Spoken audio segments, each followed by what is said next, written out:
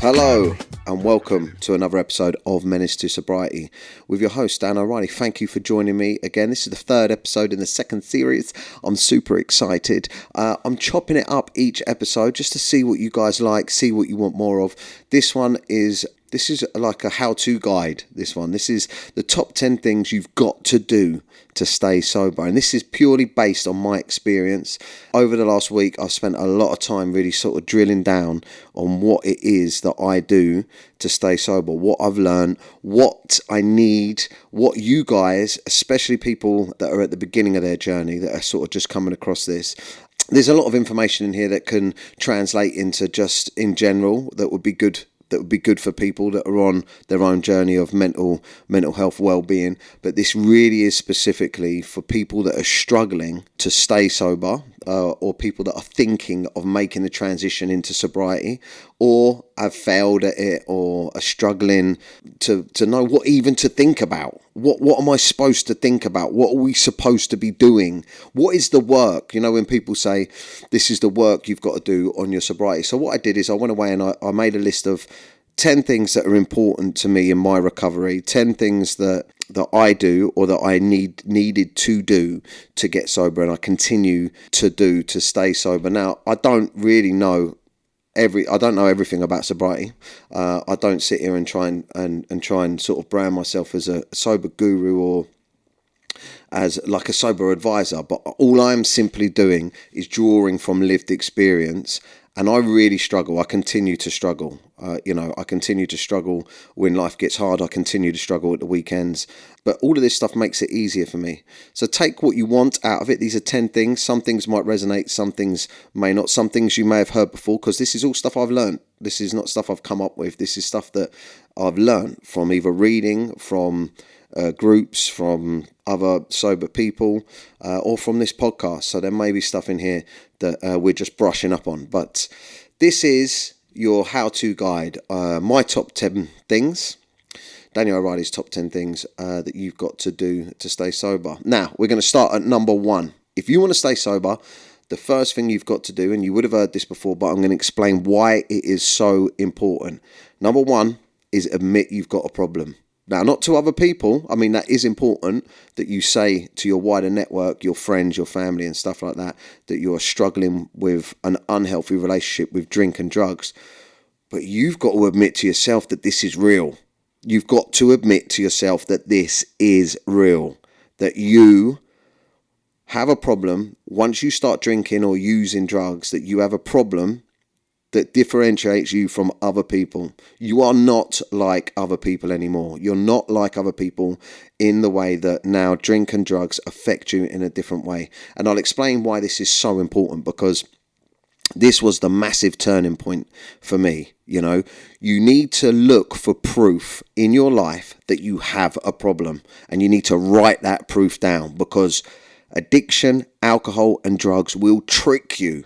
It still tries to trick me now. It still says to me now, listen, you've stayed away from it for so long now that clearly you don't have a problem. You're all right, mate. You know what I mean? You've got rid of your addiction. You know what I mean? You used to be an addict. You're not an addict anymore. You can go back to it and have 1 or 2 drinks. It tries to trick you. So you need proof. You need to write down everything that it destroyed in your life, all the problems that it caused with your work, with your relationship and stuff. This is the most important part of sobriety for me. Admit you have a problem. And I'll tell you why, through my own lived experience, that this is so important. When I first went sober, because I'd done like 6 months sober and then went back to it. And that was because I was getting so much grief off my missus, right? That I was out all the time drinking, using, I was coming in at all hours, and then the next day I was shirty and aggy, and we were having massive bust-ups. I'm talking about huge arguments, right, where I was actually losing my mind. I was like waking up on a hangover, on a come down, and I was like, thought the world was against me. You know, I'd look for an argument so I could storm out and go back to the pub. It was insanity what I was going through, but I was slowly losing my mind, right? I look back at it now, I was living in a state of turmoil, aggression. But I went sober. I was like, right, do you know what? She's going on about it. I don't want to break up with her. I love her. We've got kids. I'll go sober, to prove that I haven't got a problem. To prove that I haven't got a problem, I went sober. And I went sober and I was like, yeah, do you know what? This is hard, but it's all right. There's some positive changes happening. And then we got up to Christmas and then I decided, babe, you know what? I'm going to come back just to the beers. I'm just going to come back to the beers. Christmas is coming. I think I've broke the back of what was going on with me. And through gritted teeth, she was like, all right, cool, whatever. And I'll just come back to beers. And this is where it escalated for me. I've told this story before, but I came back over Christmas and I honestly, I was like, I don't want to do drugs no more because it's just rank. It just ruins my night. So I end up, whatever, just weird, pranging out and stuff. It was getting really weird for me. So Christmas came, and as soon as I started drinking, it wasn't the first night. The first night I managed to have a few beers. We went out I remember it. We went out for an Italian down here where I live, and I've got a picture of it actually. It's underneath my TV in there where I've got a what is it? I can't remember what the beer is, but I've got a big pint. She's drinking a pint as well, and I had a few beers, and that was it. Came back home and went to sleep. I was like, yeah, easy. Then the next time I drank wasn't with her. I went out and drank, and I got smashed. And then the third time I drank, I ordered drugs. And then that was it. Every time I drank, I was doing drugs again. And the come downs were worse. The amount I consumed increased because I felt like I had a limited amount of time. I suddenly realised, fucking hell, I'm going to have to go sober again because I was causing so much trouble with the missus. I knew that my days were numbered. Either she was going to have enough or I was going to have to go sober. So I was like consuming as much as I could before this fucking sobriety thing had to happen again. But it got out of hand so quick because I tried to get as much of it in me as possible.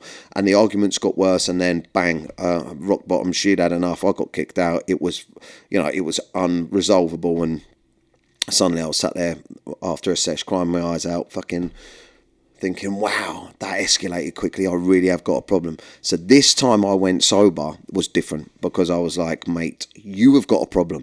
You have 110% got a problem. There's the proof. And I can remember through the work I did when I had to go away, when we were broke up, that I listed all the stuff all the problems it caused, all the stuff I'd done wrong, all the arguments, all the drama, all the shouting in front of the kids, and all of this stuff that really broke my heart. I listed it all down, and I had proof. So that is number one. The most important thing that you can do for your sobriety is not admit to people I've got a problem. Admit to yourself that it's real. In at number 2 are the top 10 things you've got to do to stay sober. And that is vow, commit, and dedicate your life to sobriety. But vow, commit, and dedicate to yourself in real terms that you are 110% going to stay sober. And do not leave the door open. Don't leave that door open. And you're probably wondering what I mean by that. What I mean by that is when you vow, commit, and promise yourself, like I've said, I'm never drinking again. Now, I know that, in the 12 steps or, in the meetings and stuff like that, people say, just one day at a time, just tell yourself you're not going to drink today. And that's great. That's really good. But for me, what works for me is saying, I will never drink again. I will not. And I'm not going to leave the door open. And by leave the door open, what I mean is the first time I went sober, again, I always refer to this because it didn't work. I'll give you an example. I had a business deal on a business that I was working on, and the guy that we were working with was a multi-millionaire, and he loved the sesh, and he'd invested in this thing. We were working on it, and he said one time when we were out drinking that, if I know you're sober now, and me and him used to sesh together. We used to get on it, we used to drink, and it used to be part of building this business or whatever. And all business meetings ended up in it, so we had loads of them.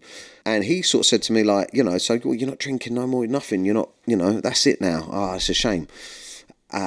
Is there an amount of money on it? He said to me, is there an amount of money that you would drink or get back on it for? And I was like, well, yeah, I don't know, 10 million. And he was like, so if we make £10 million out of this, and then I was like, 5 million, probably a million, no, 5 million. And we were going back and forth, and we ended up on 1 million. He was like, right, if I can make you 1 million in this year, you'll have a session with me. And I was like, yeah, all right, screw it, and shook his hand on it.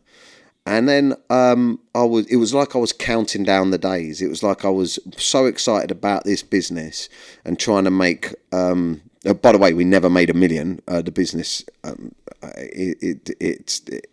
it's a complicated situation, put it that way, but it never amounted to £1 million.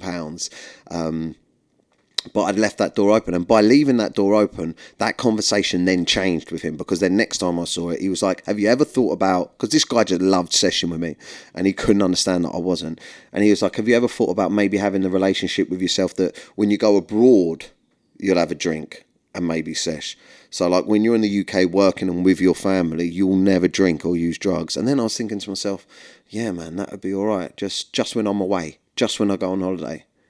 And then I can remember thinking to myself, oh man, if I do that, I could get away with 1 holiday a month.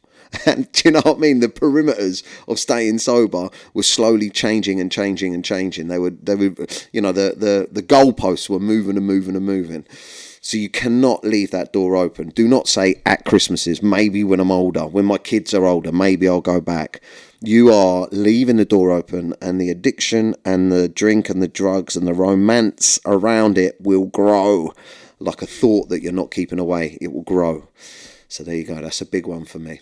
In at number 3 of the top 10 things you've got to do to stay sober is keep your mind occupied. Now, your mind is where all your ideas are created, right? Your mind's where everything that you're going to do starts as a tiny little thought, like a tiny little seed. I can remember Robert Heisey, when I had him on air and when I've spoken to him before, he said, look around you, every single thing you can see, from the lights to the wall, to the posters, to the artwork, to the microphone, to everything, to my clothes, to my shoes, everything started as a thought in someone's mind that grew into an idea that and then turned into someone creating it. It is exactly the same as your mind. If you leave as drinking and drugs, if you leave your mind to run away with itself, to think too much, to create ideas and scenarios, the addiction will trick you again. It will trick you into thinking, oh, this will be all right, that will be okay. And those thoughts maybe even turn into, no one will know, and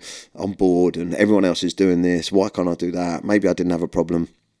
But if you keep your mind occupied, then you don't leave room for the gremlins to sneak back in and start building. And I'm a firm believer that we are, as a species, we're meant to be chasing something, right? We're meant to, if you imagine that we were, I've said this before, I'm sure I have, that we were age old, you know, when we were Neanderthals or whatever, or when the caveman times, when we were chasing saber-toothed tigers, you know what I mean? And taking a big thing and smashing our food up and dragging it back to the cave, do you know what I mean? Where we got the missus in the cave and that, and then all that stuff. But back in those days, we were built like animals, right? Our bodies were like, we were just running and hunting. Hunters and gatherers, that's what I'm trying to get to. So by a species, we are like hunters and gatherers. We're supposed to be running. And I believe as well, this is why now we get a lot of anxiety, why a lot of us are anxious, because we've got this built up energy that we're not getting rid of like we used to. And our mind looks for threats and problems like it did back in the day, but it used to be like I said, a saber-toothed tiger or a gorilla or something. Your mind would look for it, and then when your fight and flight kicks in, boom, you'd run and you'd burn that energy off.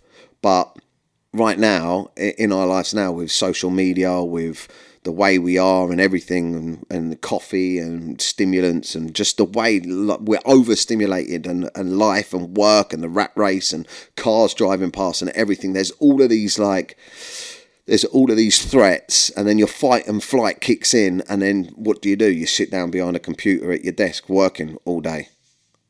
And that energy, that fight and flight is just like, that's anxiety. That's where your anxiety comes in. So I believe that we need to be chasing something, but we can't literally go out and chase something. You know what I mean? Because we don't have to chase our food now. We just go into Tesco's, right? But what we need to be doing is chasing something in our life. So chasing either whether it's that promotion at work or chasing, and this will keep your mind occupied, but you have to create projects in your mind. I've got so many different projects going on, and it keeps my mind occupied. You need to be working towards something, like say for instance, you want to start your own business. That's a great one. Researching on it, looking at your competitors and all of that stuff, building the social media, building the website, setting all that stuff up, but chasing something, whether it's losing weight, Well, basically, it's twofold for this for me. When you're chasing something and you have to work really hard on it, it keeps your mind occupied. You've got something else to think about when dark thoughts or boredom sets in. You can go, nah, I'm not going down this path. I need to work on whatever I'm working on.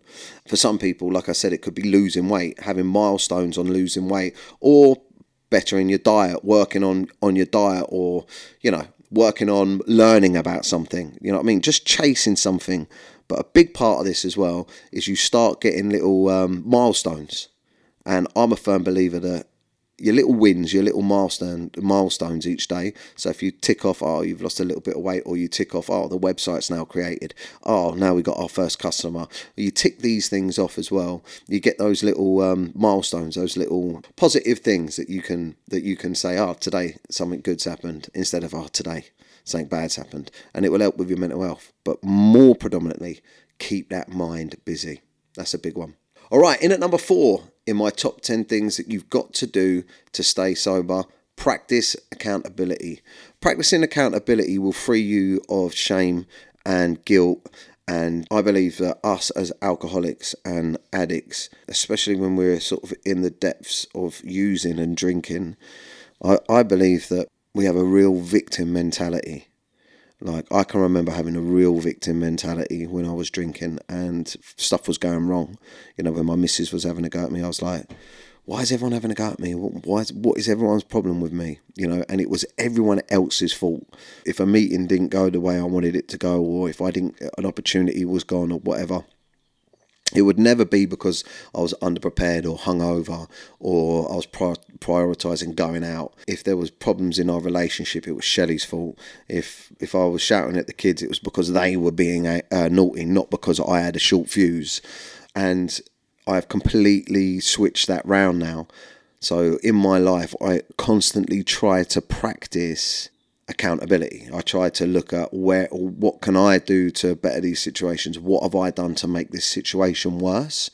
So, and it's the complete opposite. I believe it's the complete opposite of having a victim mentality when you're drinking or using, that the world's against you and I have to do this to make myself feel better. And without this, everything's going to go wrong, or without this, I've got nothing. To practicing accountability. What have I done wrong? And when you start facing up to stuff you've done wrong, it is the most difficult thing in sobriety, I believe, that when you start looking at the mistakes that you've made and you can't escape those feelings with drinking drugs, it is really, really hard. It's one of the hardest things that I've been through. And I cried a lot through the first season of this podcast. And I think that was because I looked at things that I'd broken that are unfixable, or situations I can't get back. I always talk about my wedding. It was a great day. It was beautiful, but it breaks my heart that I wasn't sober for my wedding. And all the times I upset Shelley, the fallouts now that I've had with my friends, some of them that are unrepairable because of stuff that I said or done when I was drunk, and opportunities through work that I'd lost or messed up, or people that knew that I was doing drugs when I shouldn't have been. You got to face up to that. You got to be accountable for that. You got to face that. You can't bury it. You can't bury it, because when you bury stuff and it comes up, you want to escape it. That's when you're going to drink. And I really, really struggled with a lot of stuff. I really struggled with, Neve when she was younger, hearing me shouting and getting the hump and shouting and losing my temper, because there's peace in our home now. Do you know what I mean? There's no arguments. We don't row. Do you know what I mean? It's like if she's got a problem with something, she'll tell me. We might snap a little bit at each other, like, I thought, da da da da. But there's not like blazing rows. Do you know what I mean? We're normal. We can get the hump with each other. I'm very annoying. So she's northern as well, so she's very hard. But that's a real hard one for me. But it doesn't hurt me anymore. It doesn't hurt me. I look back. Now that I've practiced so much accountability around my actions and I've cried it out, I've cried so much, especially on this bloody podcast, that when I look back at those things, I used to look back at them and I used to wince. I used to look back at the wedding and wince, and I couldn't look at the wedding pictures. Or I used to look at Neve when she was a tiny, tiny little baby, and I'd see me holding her and look at myself and go, oh, you're wrecked, or you're hungover, or da-da-da. And I used to wince at it. It used to kind of break my heart a little bit. And then I'd think back to the arguments and the shouting, and she's seen shouting. Now I look at it and go, look, kids see arguments. Kids see their parents arguing, and what a beautiful thing that I've managed to do to to realise that I didn't want that environment for my children and to turn it round. So my accountability has given me the strength to look back at it in a positive way and see change, not regret and shame and guilt. Although those feelings are there, they're not at the forefront. Do you know what I mean? I don't live those feelings. And that is so much progress. That's progress. That's real, genuine progress. That's real, genuine work.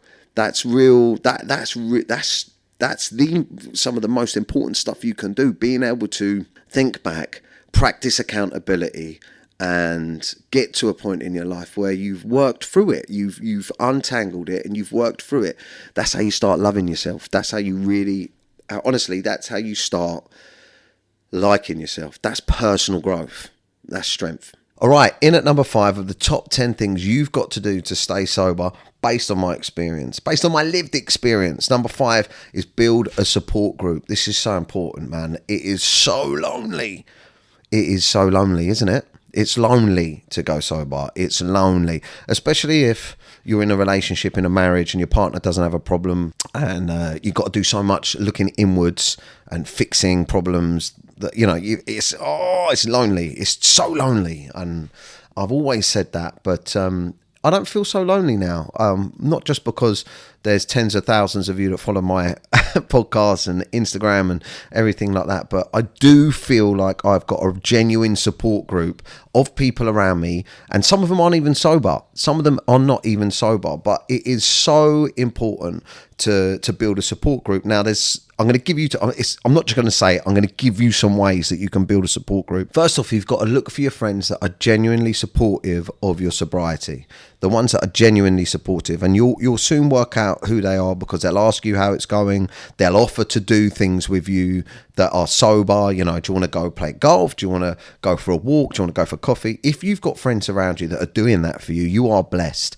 That is part of your support group. That is part of your support group. And by support group, what I mean is people that you can reach out to when you're struggling. Okay, so even if they're not sober, look for your friends that are supportive. Find sober people.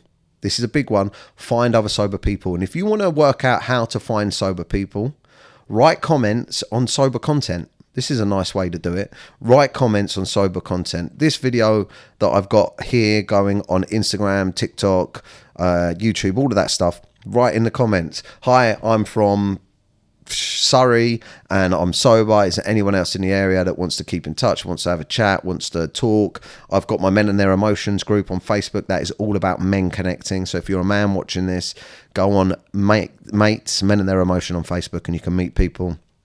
But writing, hi guys, does anyone want to have a chat about sobriety and stuff? Put yourself out there. If you're not confident enough to put yourself out there in person, do it online.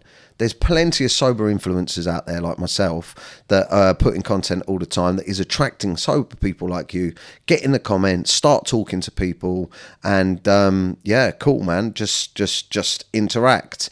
The meetings are a brilliant way to meet sober people, and I would advise going to the meetings to absolutely everyone that is on a sober journey. You don't have to commit to going to it every week. You don't have to commit to dedicating your life to the meetings. You just get in there and have a look, see how you feel about it, and sit down and meet local people that are on the same sober journey. Even if you don't want to make friends with people, for that hour, you will feel like you've got support from a group, and it is vitally important. So yeah, so there's some ways, and reach out to people, man. You'll be surprised how many of your friends want to help, because when one of my friends reached out to me and says, mate, I'm having a bad day, or this is going on, I'm very lucky. I'm not going to lie, I'm very lucky. I've got some really good close friends, but I actually like it when they reach out to me. It actually makes me feel privileged when my friends reach out to me and say, oh, Dan, can we meet up? Can we go for a coffee? I need to have a chat. And mate, I love it, and I love being a sounding board. I love listening and trying to offer advice. So always remember that when you reach out to a friend, you're not a burden at all. 9 times out of 10, that person will feel privileged that you've asked them for their advice and for help. We're all egotistical as well, aren't we? So when someone asks me, I'm like, oh, right, you think I might have the answers to this? So some people like it. Another great way as well is to meet people and to build a support group is to join classes, find a new thing to do. So join classes. So if you want to try yoga, go to a yoga class. Then you're going to meet other people that have at some point thought to themselves, I want to try yoga. So you've got something in common already. And if someone that's going to a class is working on themselves, so you could do HIIT classes, you could join a gym, you could go boxing, that's a big one, pick a martial art, go and do that. You're going to meet like-minded people that have chosen to spend an hour themselves. A lot of people think if you want to make friends or build a support group, but the way that we're talking about is to make friends, but building a support group is in the context of going sober. But a lot of people think that if you want to make friends, that it means you've got to go and sit in a pub or a park or go to an event and then go, oh, hi, how are you? My name's Daniel and I'm looking for a friend. Do you want to be my friend? That ain't the way it works. You don't have to do that. That is weird. That is weird. That ain't the way it needs to be, my friend. And you're my friend, so we're friends anyway, so you've already got a friend. But what I mean is, you can reach out, just conversate with people online. You can go to classes, pick something that you want to do, go to classes, meet like-minded people. Sober people, you've got to meet sober people, so get yourself to the groups and start building a little support group. You can't do it alone. End of. Okay, in at number 6 are the top 10 things you've got to do to stay sober. Number 6 is put yourself first. You have to put yourself first. You have to put yourself and your sobriety first. I'm going to reframe that. Number 6 is put yourself and your sobriety first. And the way you do that is by stopping doing things like people pleasing and stopping allowing toxic people into your life, in and around you. I get a lot of questions. There was a question this week where I put a post up and said, ask me anything. And someone asked me, what do you do when you go out with your friends and they're trying to make you drink and do drugs when you're sober? Mate, get rid of those friends. Get rid of those friends. Is that harsh? Do you think that's harsh? I don't care what anyone says. Get rid of them friends. Straight away. If you're trying to go sober and you've got people around you that are like, oh, come on, you was all right, just have a bit. They're trying to drag you back down. They're not your friends. They are not. Listen, we need to differentiate between friends and drinking buddies. This is a big problem that I have had through my sobriety, is that I've tried to bring my drinking buddies with me. I thought I had friends, but they were people that I met on the sesh out drinking, and we had great conversations. We built amazing relationships. I mean, we were going to take over the world. Some of us were going to start businesses. We got deep into conspiracy theories and all that, but all while we were on the packet. All while we were sniffed up. And now when I've tried to talk to them or build relationships with them outside of drinking and doing drugs, it just hasn't worked. Some people have let me go. Some people don't contact me anymore. And I'm okay with that because they were drinking buddies. They weren't friends. And some people I've tried to continue the relationship with and it hasn't worked. And also, this is a massive one. I mean, I almost done a whole episode on this the other day, but it turned a little bit ranty. So I decided not to and revert to doing the top 10 things you'd like to do to stay sober. But people pleasing was a massive problem for me. It was a huge problem. I'd spent a whole lifetime people pleasing because I felt so crap about myself. I needed validation from strangers, from people. I'd get drunk and I'd make friends in pubs or people through social media or friends of friends, and my circle was huge. I think I had about 20 people on my stag do, and I probably speak to 6 of them, 4 of them now, 5 of them maybe, 5 or 6 people. Like, not 70 to 80% of my circle is gone since I've gone sober, because I collected so many people through people pleasing, because I did not know how to say no. I would rather people liked me than respected me, and I constantly done things that I didn't want to do for people. I felt uncomfortable doing it, but I never had the confidence to let people dislike me. I couldn't sit in the feeling of people not liking me. But now I'm becoming more comfortable in that place, and that's because I like myself. This is a massive point of sobriety. You have to be able to like yourself, because without drinking drugs, you've got to sit alone. You've got to sit alone. You can't sit with a drink. You can't sit with the feeling of being drunk or off your nut. So you have to like yourself. And the more you like yourself, the more you treat yourself better, the more you the less you will allow other people to treat you like shit, the less you will people please, the more you'll have the confidence to say no, and you'll start trimming the fat around your friendship group, around your circle. You'll start getting rid of the people, and look at how people react when you say no. When you say no to people, they'll react one of two ways. They'll be like, okay, cool, that's annoyed me because I wanted to do this, but it's fine. Or they will kick off and they will try and put pressure on you to say yes, because they can't believe that you won't do the things that they've asked you to do anymore. And I'm not just talking about friends in business, money. I'm talking about your family. I'm talking about different people. So see how they react when you say no. That is a big one. Put yourself first and your sobriety first. Stop people pleasing. Trim the fat, and you'll find out who your real friends are. Okay, in at number 7 of my top 10 things to do to stay sober. Number 7 is building mental resilience. I know I harp on about this one, but this is the big one. Ultimately, when we used to drink and take drugs, when we knew that we shouldn't, especially towards the end of my heydays out drinking and doing stuff, I knew that it was destroying my mental health. I was going slightly insane.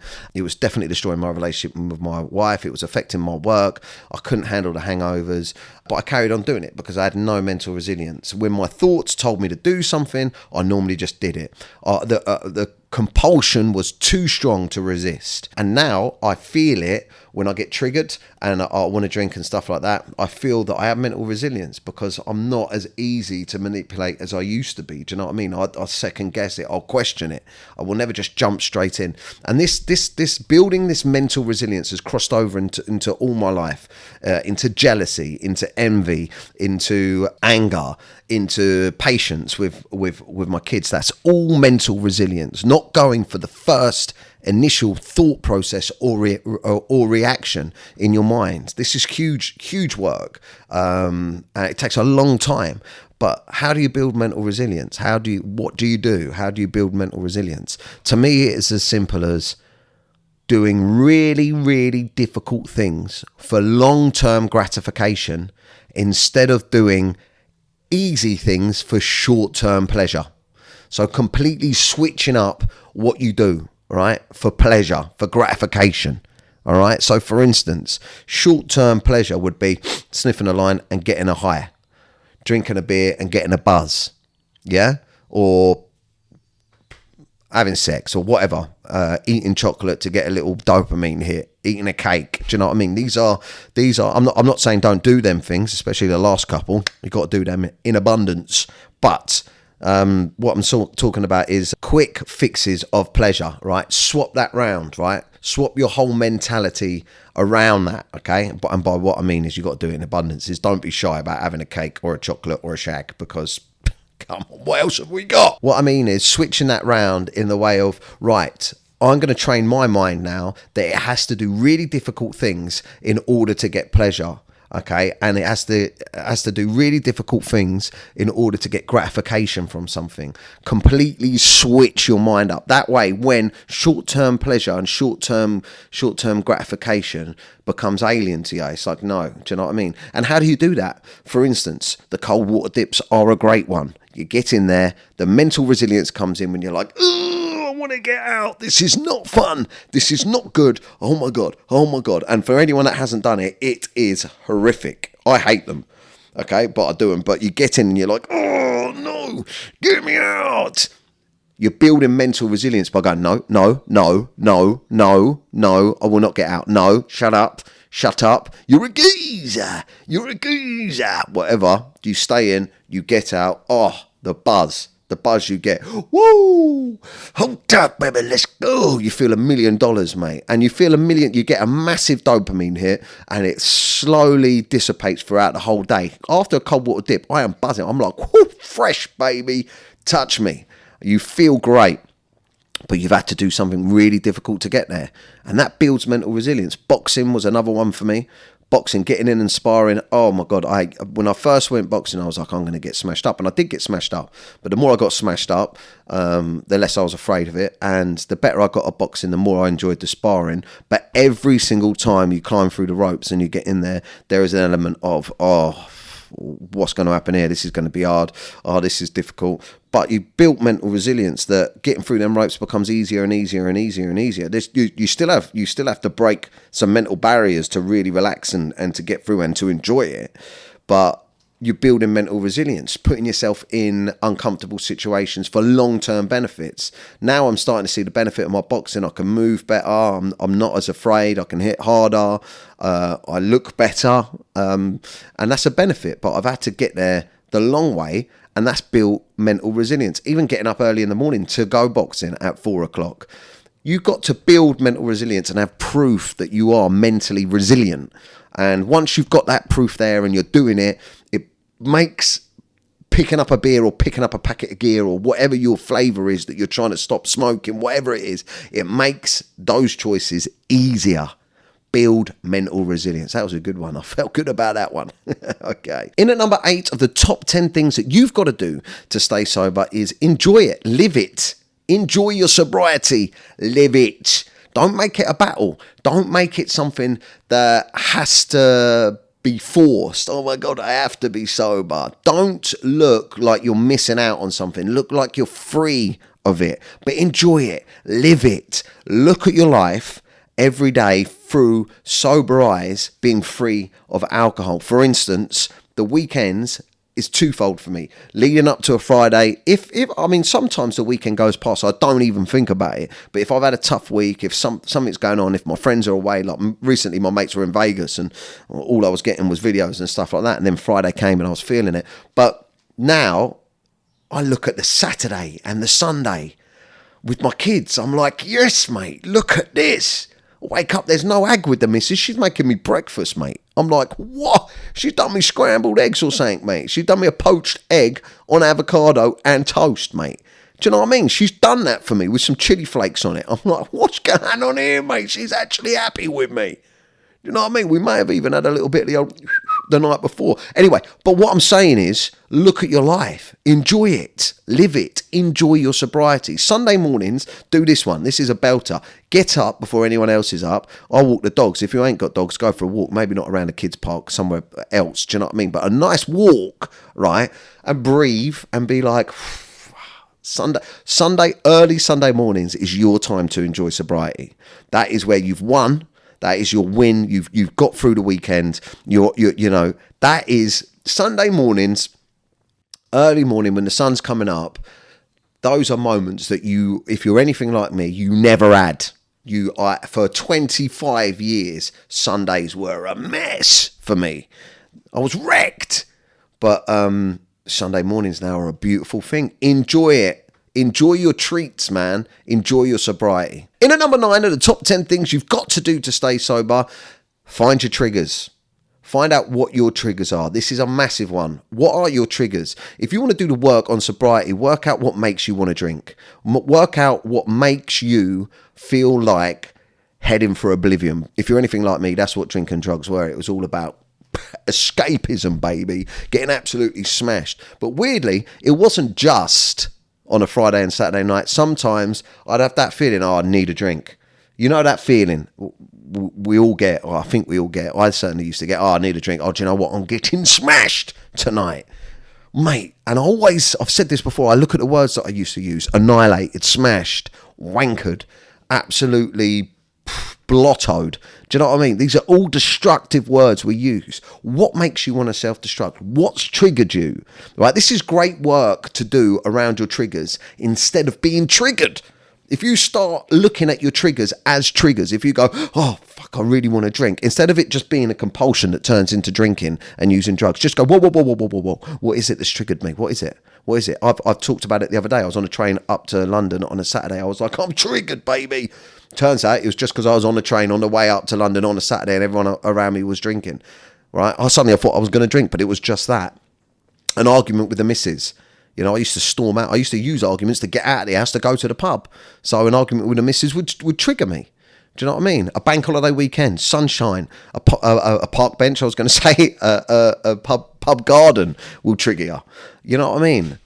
Walking past a pub and smelling the people outside smoking in the whatever. Look at what's triggered you. Look at seeing your parents might be it for you if you've had problems in your childhood. Or big one is feelings that you don't like inside you. Awkward feelings that are coming up that you don't like. Shame, guilt, being abandoned, someone leaving you. Do you know what I mean? What are the feelings that are making you want to drink? And I've said this before. Alcohol and drugs, although they seem like the problem, they were actually the solution to your problem. What is your problem? What was your problem? What couldn't you sit with? What made you want to drink? Find your triggers, identify them, label them, and when they come up, you can be like, hello, mate, not today, baby. In at number 10, our final one on today's podcast on the top 10 things you've got to do to stay sober, and that is get to know yourself. Who are you? We asked this on the last episode, but it is really important. Who are you? Because you're not drunk you, or you're not the you that wants to drink or use drugs or whatever it is you're trying to stop. You're not that you anymore. What you are now is the sober you, right? But that is the real you. Right now, there's going to be a new you trying to surface. There's going to be a you inside you that's trying to get out. A you that's always been there, that you've always pushed back down with drink and drugs because you didn't want to face it. There's a probably pretty damaged, broken you, to be completely honest with you.